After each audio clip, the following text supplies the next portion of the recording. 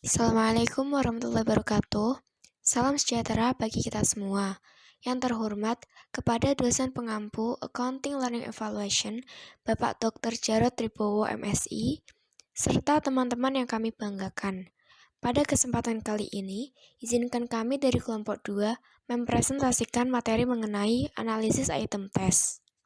Sebelumnya, izinkan saya memperkenalkan anggota kelompok saya. Yang pertama, Agustina Sulistiawati dengan NIM 71014201446.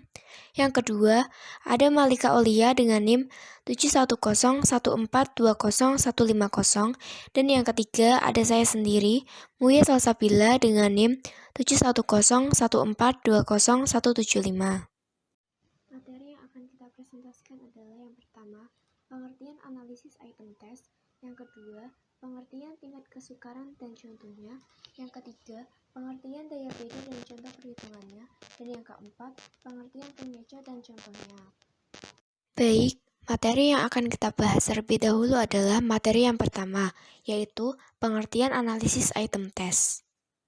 Analisis item merupakan pengkajian pertanyaan-pertanyaan tes agar diperoleh perangkat pertanyaan yang memiliki kualitas yang memadai. Terdapat dua jenis analisis item, yaitu yang pertama, analisis tingkat kesukaran soal, dan yang kedua, analisis daya pembeda. Analisis soal merupakan langkah yang dilakukan secara teratur untuk menganalisis putar item soal yang disusun berdasarkan tingkat kesukaran, daya pembeda, dan fungsi distraktornya. Sebelum melakukan analisis, diperlukan mengelompokkan terlebih dahulu hasil tes berdasarkan peringkat dari keseluruhan skor yang diperoleh sebelum menghitung tingkat kesukaran, daya pembeda, serta fungsi distraktornya. Terdapat dasar pertimbangan dalam menentukan proporsi jumlah soal. Dasar pertimbangan tersebut yaitu, yang pertama, jumlahnya seimbang. Artinya, soal mudah, sedang, dan sukar jumlahnya seimbang. Yang kedua, proporsi jumlah soal untuk ketiga kategori tersebut didasarkan atas kurva normal. Artinya, kategori mudah, sedang, dan sukar berada dalam proporsi yang seimbang. Dan yang ketiga, perbandingan lain yang termasuk jenis dengan proporsi di atas. Misalnya, 3, 5, 2. Artinya, 30% soal kategori mudah, 50% kategori sedang, dan 20% kategori sukar. Baik, yang selanjutnya adalah pengertian tingkat kesukaran dan contohnya. Tingkat kesukaran soal adalah peluang untuk menjawab benar suatu soal pada suatu tingkat kemampuan, atau bisa dikatakan untuk mengetahui sebuah soal itu tergolong mudah atau sukar. Soal yang baik adalah soal yang tidak terlalu mudah atau tidak terlalu sukar. Soal yang terlalu mudah tidak merangsang siswa untuk mempertinggi usaha memecahkannya. Sebaliknya, soal yang terlalu sukar akan menyebabkan siswa menjadi putus asa dan tidak mempunyai semangat untuk mencoba lagi karena di luar kemampuannya. Bilangan yang menunjukkan sukar dan mudahnya suatu soal disebut indeks kesukaran atau difficulty index. Besarnya indeks kesukaran ialah antara 0,00 sampai dengan 1,0. Indeks kesukaran ini menunjukkan taraf kesukaran soal, sehingga soal dengan indeks 0,00 menunjukkan bahwa soal itu terlalu sukar. Sebaliknya, indeks 1,00 menunjukkan bahwa soalnya terlalu mudah. Dalam proses evaluasi, indeks kesukaran diberi simbol P atau proporsa. Angka indeks kesukaran item dapat diperoleh dengan rumus yang dikemukakan oleh Du Bois, yaitu sebagai berikut. P atau proporsi atau proporsa atau angka indeks kesukaran item sama dengan NP atau banyaknya testi yang dapat menjawab dengan betul terhadap butir item dibagi dengan N atau jumlah testi yang mengikuti tes hasil belajar. Atau bisa juga dengan menggunakan rumus yang lain, yaitu P atau indeks kesukaran sama dengan B atau banyaknya siswa yang menjawab soal itu dengan benar dibagi dengan JS atau jumlah seluruh siswa peserta tes. Berikut adalah kriteria indeks kesukaran soal. Yang pertama yang dikemukakan oleh Robert dan Elizabeth Apabila besarnya P kurang dari 0,3, berarti mengindikasikan bahwa soal berada dalam kriteria terlalu sukar. Kemudian, apabila besarnya P berada di antara 0,3 sampai dengan 0,7, berarti mengindikasikan bahwa soal berada dalam kriteria sedang. Selanjutnya, apabila besarnya P lebih dari 0,7, berarti mengindikasikan bahwa soal berada dalam kriteria terlalu mudah. Selanjutnya, kriteria indeks kesukaran soal yang dikemukakan oleh Whiterington dalam bukunya yang berjudul Psychological Education, di mana besarnya P yang kurang dari 0,25 mengindikasikan bahwa soal berada dalam kriteria terlalu sukar. Kemudian, apabila besarnya P berada di antara 0,25 sampai dengan 0,75, berarti mengindikasikan bahwa soal berada dalam kriteria sedang. Dan selanjutnya, apabila besarnya P lebih dari 0,75, berarti mengindikasikan bahwa soal berada dalam kriteria terlalu mudah. Selanjutnya adalah contoh perhitungan tingkat kesukaran soal. Ada 5 siswa yang mengikuti suatu ujian yang terdiri dari 5 soal. Dari 5 siswa tersebut, terdapat 3 orang yang dapat menjawab soal nomor 1 dengan benar, terdapat 3 orang yang dapat menjawab soal nomor 2 dengan benar, terdapat 2 orang yang dapat menjawab soal nomor 3 dengan benar, terdapat 1 orang yang dapat menjawab soal nomor 4 dengan benar, dan terdapat 4 orang yang dapat menjawab soal nomor 5 dengan benar. Maka, untuk menghitung indeks kesukarannya adalah sebagai berikut. Pada slide sebelumnya telah dijelaskan bahwa untuk menghitung indeks kesukaran suatu soal dapat menggunakan rumus P sama dengan B dibagi dengan JS, atau indeks kesukaran sama dengan banyaknya siswa yang menjawab soal dengan benar dibagi dengan jumlah seluruh siswa peserta tes. Maka, untuk mengetahui indeks kesukaran dari soal nomor 1, kita dapat memasukkan jumlah soal yang benar, yaitu 3 dibagi dengan jumlah seluruh testi, yaitu 5. Maka, mendapatkan hasil 0,6. Dimana jika kita mengacu pada kriteria indeks kesukaran soal menurut Robert dan Elizabeth, 0,6 merupakan masuk ke dalam kategori soal yang sedang. Kemudian untuk soal yang nomor 2 sama ya, karena soal benarnya adalah 3. Kemudian untuk soal yang nomor 3, di mana jumlah soal yang benar adalah 2, maka 2 kita bagi dengan 5, hasilnya adalah 0,4, berarti mengindikasikan bahwa soal tersebut berada dalam kriteria sedang. Selanjutnya, untuk soal nomor 4, di mana soal yang benar dijawab oleh siswa ada hanya 1, maka 1 kita bagi dengan 5, mendapatkan 0,2, di mana 0,2 mengindikasikan bahwa soal tersebut berada dalam kriteria yang terlalu sukar. Kemudian untuk soal nomor 5,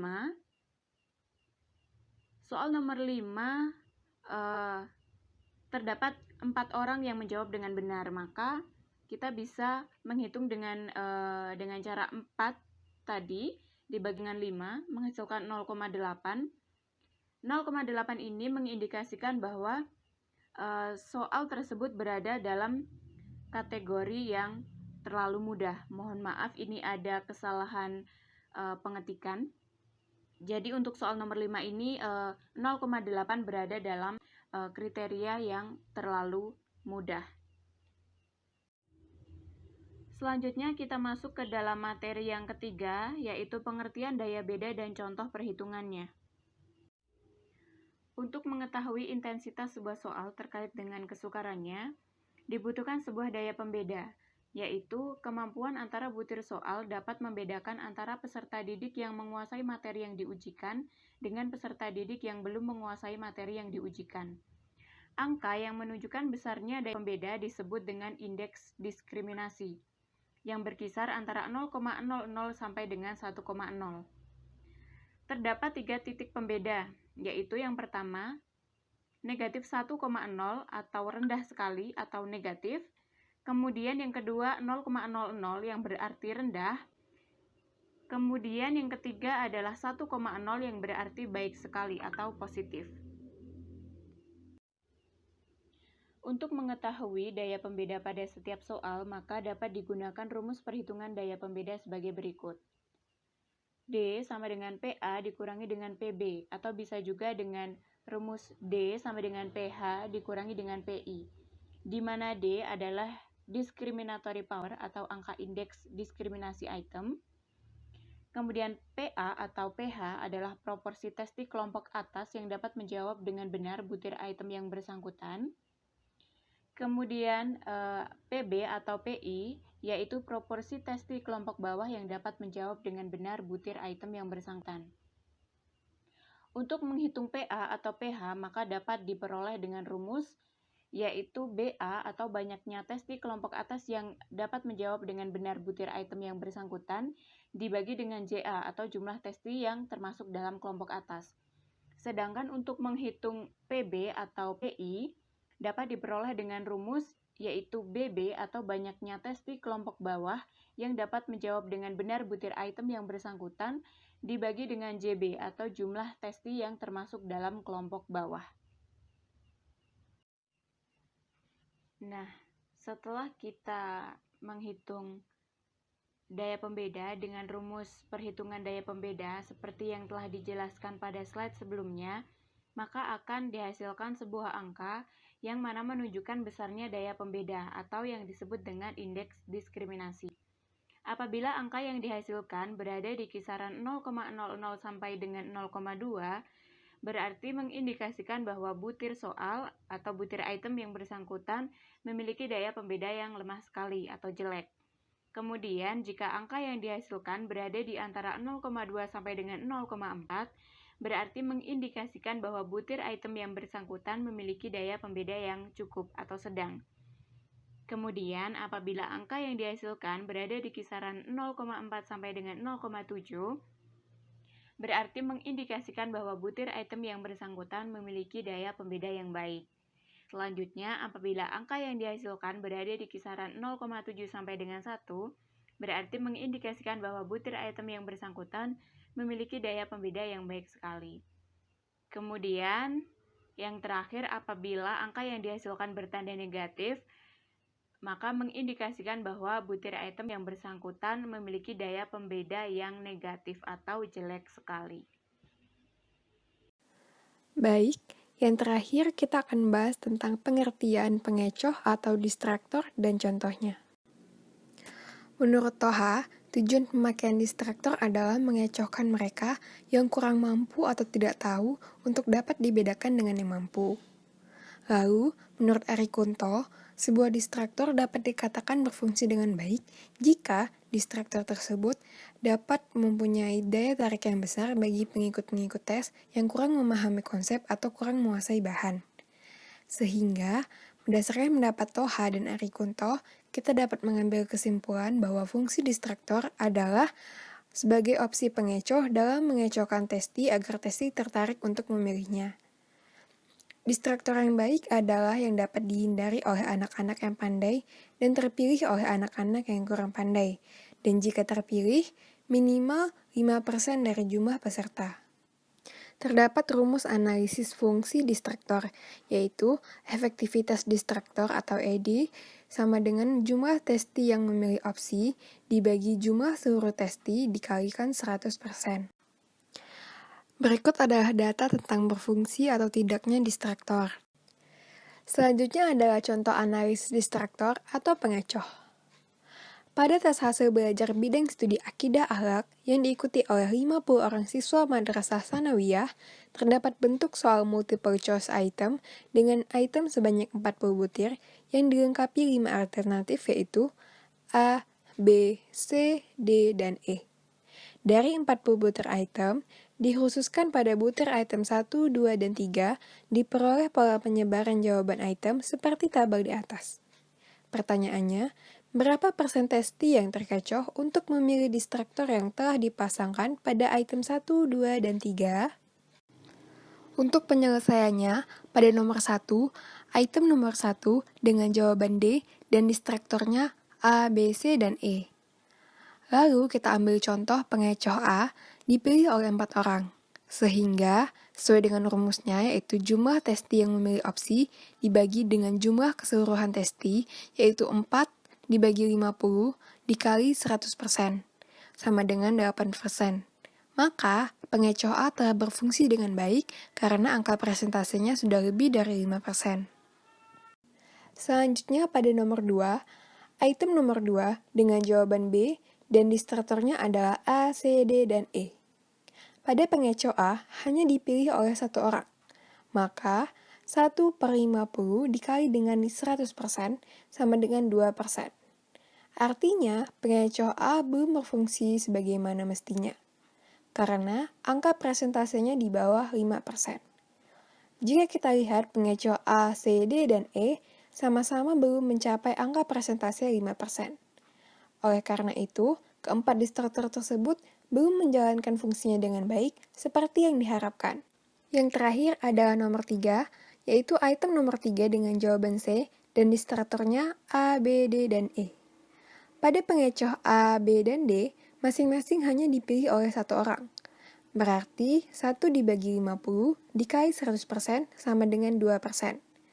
Maka pengecoh A, B, dan D masing-masing belum berfungsi dengan baik, karena angka presentasenya tidak mencapai 5%. Terakhir, ada pengecoh E yang dipilih oleh 37 orang. Perhitungannya adalah 37 dibagi 50 dikali dengan 100%, sama dengan 74%. Maka, pengecoh E telah berfungsi dengan baik karena angka presentasenya sudah melewati 5%. Jadi, pada item nomor 3, hanya satu distractor saja yang sudah dapat menjalankan fungsinya dengan baik seperti yang diharapkan. Demikian pemaparan singkat mengenai pengertian distractor dan contohnya. Sekian dari saya, terima kasih.